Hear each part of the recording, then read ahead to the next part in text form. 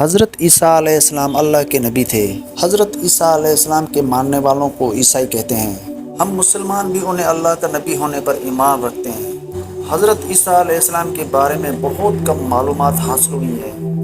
آپ علیہ السلام یروشلم کے قریب ایک گاؤں ناصرہ میں کنواری مریم کے بطن سے پیدا ہوئے۔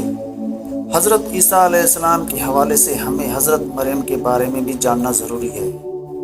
تاریخ کے مطالعہ سے معلوم ہوتا ہے کہ آج سے 2000 سال قبل بیت المقدس کے آس پاس کے علاقے میں ایک بزرگ رہتے تھے جو نہایت پرہیزگار تھے اور بہت زیادہ عبادت کرتے تھے۔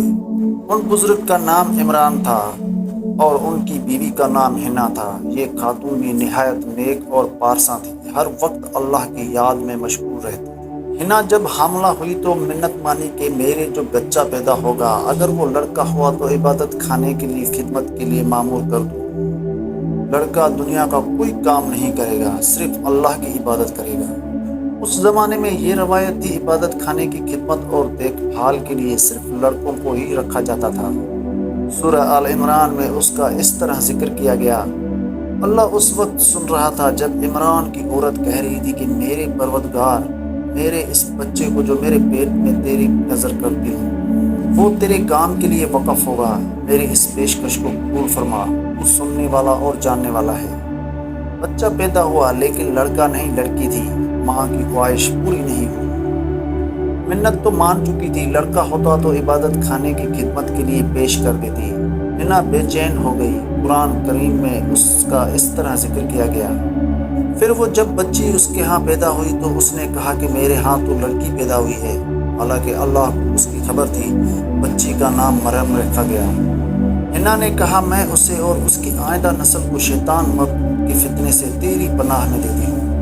مریم عام بچوں کی طرح نہیں تھی بلکہ اللہ نے خاص سعادت بخشی تھی۔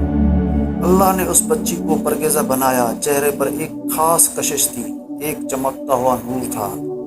جب مریم بڑی ہوئی تو سمجھدار ہوئی، اسے بیت المقدس کی عبادت گاہ جسے ہیکل کہتے ہیں حوالے کر دیا گیا۔ وہ رات اور دن ذکر الہی اور عبادت میں مشغول رہنے لگی۔ حضرت مریم نیک اور معصوم تھی، اخلاق بھی بے حد اچھا تھا۔ اس کی بدولت عبادت گاہ کا ہر خادم احترام کرتا تھا۔ ہر خادم کی یہ خواہش کہ مریم اس کے سرپرستی میں رہے اور اس کی دیکھ بھال کرتا رہے۔ ہر خادم یہ سعادت حاصل کرنا چاہتا تھا۔ مریم اپنے حسن و اخلاق اور اچھی عادتوں سے خادموں اور کاہنوں کے دلوں میں گھر کر گئی۔ حضرت مریم کی پرورش کرنے والا کوئی نہیں تھا۔ باپ جس کا نام عمران تھا پہلے ہی فوت ہو چکا تھا۔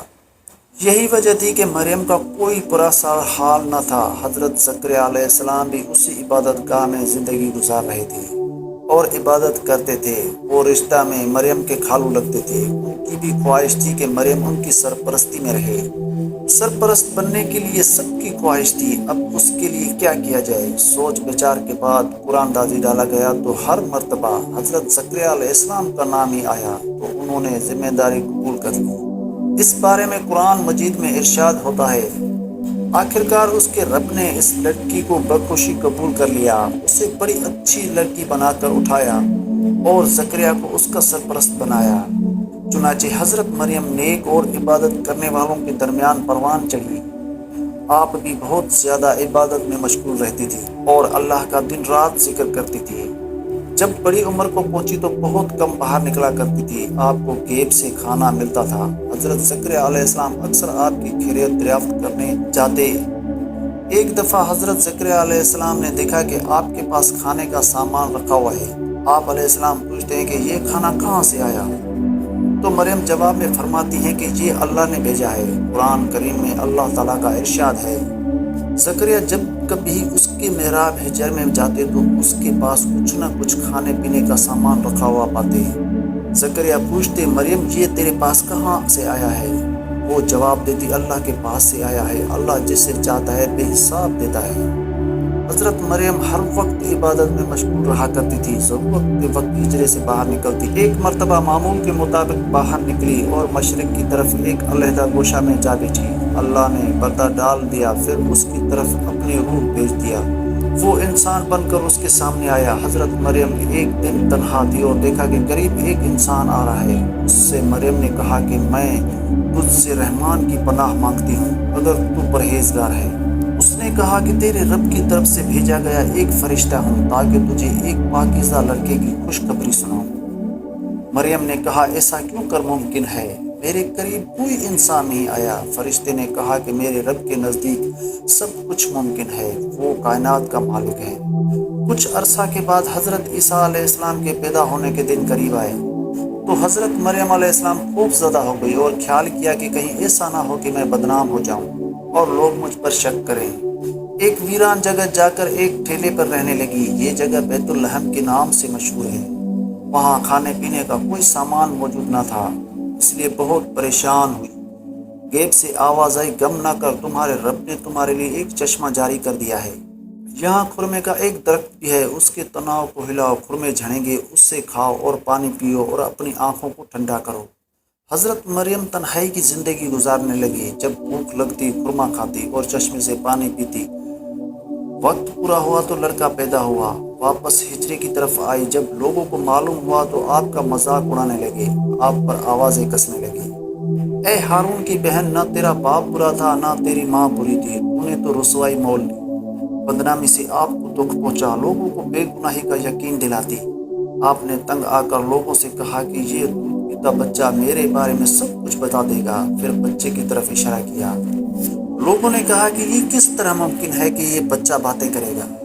بچہ نے بولنا شروع کیا، میں اللہ کا بندہ ہوں، اس نے مجھے کتاب دی، نبی بنایا اور برکت والا بنایا۔ جب تک میں زندہ ہوں مجھ کو میری ماں کا خدمت گار بنایا۔ اس نے مجھ کو نماز اور زکوٰۃ کا حکم دیا۔ اس نے مجھ کو سرکش اور بدبخت نہیں بنایا۔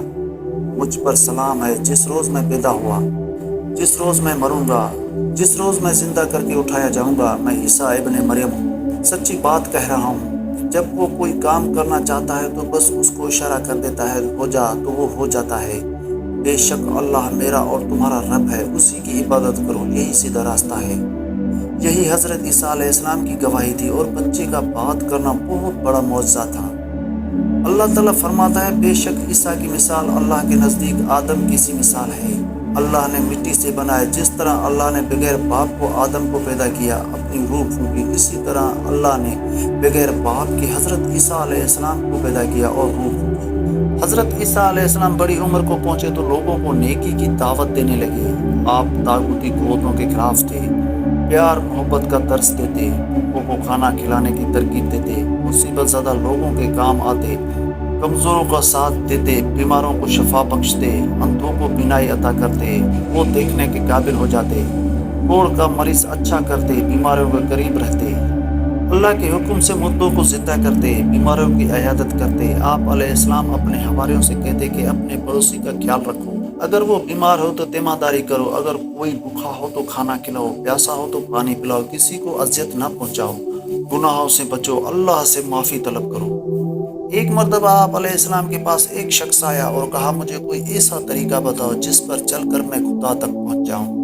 آپ علیہ السلام نے جواب دیا، کسی فاقہ زدہ انسان کے گھر جاؤ، اس کے لیے کھانے کا بندوبست کرو، کسی مریض کے پاس جاؤ، اگر اس کے پاس کوئی نہ ہو اس کی تیمارداری کرو، ہو سکے تو اس کا علاج بھی کرو۔ اگر تم ان باتوں پر عمل کرنے لگ جاؤ تو پھر خدا سے دور نہیں، تم اسے اپنے پاس موجود پاؤ گے۔ جو تم کچھ طلب کرنا چاہو گے خاموشی سے طلب کرو، وہ تمہیں ضرور دے گا۔ یہی اس کی مرضی ہے، جب تک تم اس کی مرضی پوری نہ کرو تم خدا تک نہیں پہنچ سکتے۔ ایک مرتبہ ایک نوجوان آپ علیہ السلام کے پاس آیا اور پوچھنے لگا کہ میں کون سا نیک کام کروں کہ ہمیشہ کی زندگی پاؤں۔ آپ علیہ السلام نے اسے جواب دیا، تو نیکی کے بارے میں مجھ سے کیوں پوچھتا ہے؟ نیک تو صرف ایک ہی ہے، تو ان کا احکام مان۔ نوجوان نے پوچھا، کون سے احکام؟ آپ علیہ السلام نے جواب دیا، خون نہ کر، برائی نہ کر، چوری نہ کر، جھوٹی گواہی نہ دے، ماں باپ کی عزت کر اور اپنے پڑوسی سے اپنے برابر محبت کر۔ اس نوجوان نے جواب دیا، ان سب باتوں پر تو میں عمل کرتا ہوں، پھر کیا رہ جاتا ہے؟ پھر آپ علیہ السلام نے فرمایا کہ اگر تو چاہتا ہے کہ تیری زندگی کامل بن جائے تو جا اپنا سب کچھ بھیج کر غریبوں کو مدد دے دے، تو آسمان پر تجھے خزانہ ملے گا۔ آپ علیہ السلام کے مزاج میں نرمی تھی، آپ اپنے دشمنوں کو بھی معاف کر دیتے اور ہدایت کرتے۔ اگر کوئی تمہاری ایک گال پر تھپڑ مارے تو دوسرا گال بھی پیش کرو۔ اس بات سے معلوم ہوتا ہے کہ آپ علیہ السلام کے اندر عاجزی اور نرمی کود کود کر بھری تھی۔ آپ علیہ السلام جرم کرنے والوں کو بھی معاف کر دیتے تھے۔ ایک مرتبہ آپ علیہ السلام کے سامنے گناہ گار عورت کو لایا گیا۔ آپ علیہ السلام نے سزا تجویز کی کہ اس عورت کو سنسار کیا جائے۔ سنسار کا مطلب یہ ہے کہ پتھر برسا جائے۔ چنانچہ اس حکم پر آپ علیہ السلام کے ساتھ ہر وقت رہنے والوں نے مارنے کے لیے اپنے ہاتھوں میں پتھر اٹھا لیے۔ آپ علیہ السلام نے سب کو روک دیا اور کہا کہ سب سے پہلا پتھر وہ شخص مارے جس نے کبھی گناہ نہ کیا۔ سب کے ہاتھوں سے پتھر گر پڑے اور سر جھک گئے۔ کہا کہ ہم سب گناہ گار ہیں۔ اس پر حضرت عیسیٰ علیہ السلام نے فرمایا، گناہ گاروں کو پھر مارنے کا کوئی حق نہیں، اور عورت سے کہا کہ چلی جاؤ۔ ایک مرتبہ آپ علیہ السلام کے پاس آپ علیہ السلام کے ماننے والوں میں سے کچھ لوگ ان کے پاس آئے۔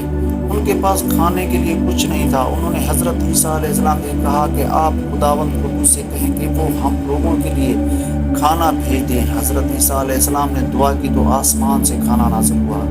حضرت عیسیٰ علیہ السلام لوگوں کو دین کی طرف بلاتے تھے، انہیں نشانیاں دکھاتے تھے۔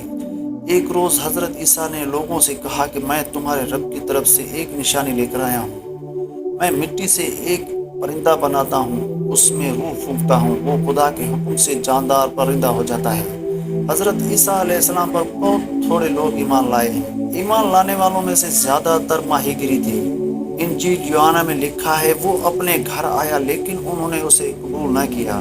اس زمانے میں بیت المقدس میں رومی حکومت کرتے تھے۔ بادشاہ لوگوں پر ظلم کرتا تھا۔ حضرت عیسیٰ علیہ السلام ظلم و ستم کے خلاف تھے، اس لیے بادشاہ پر اعتراض کرتے تھے۔ رومی یہ سمجھتے تھے کہ حضرت عیسیٰ علیہ السلام لوگوں کو حکومت کے خلاف بغاوت پر آمادہ کر رہے ہیں۔ اس پر یہ کہ یہودیوں نے بھی بادشاہ سے حضرت عیسیٰ علیہ السلام کے خلاف شکایت کی۔ بادشاہ نے گرفتاری کا حکم دیا اور سزا تجویز کی، لیکن اللہ نے اسے اپنی طرف اٹھا لیا۔ حضرت عیسیٰ علیہ السلام کے ماننے والوں کی تعداد کروڑوں میں ہے۔ آن حضرت صلی اللہ علیہ وسلم کی بعث کے متعلق انجیل میں لکھا ہے، اور میں اپنے باپ سے درخواست کروں گا کہ وہ تمہیں دوسرا فارکلت بخشے گا، ہمیشہ تمہارے ساتھ رہے گا۔ ایک اور جگہ اس طرح کا ذکر ہے، لیکن وہ فارکلت روح القدس ہے جسے باپ میرے نام سے بھیجے گا۔ وہ تمہیں سب چیزیں سکھائے گا اور سب باتیں جو کچھ میں نے تمہیں کہی ہیں تمہیں یاد دلائے گا۔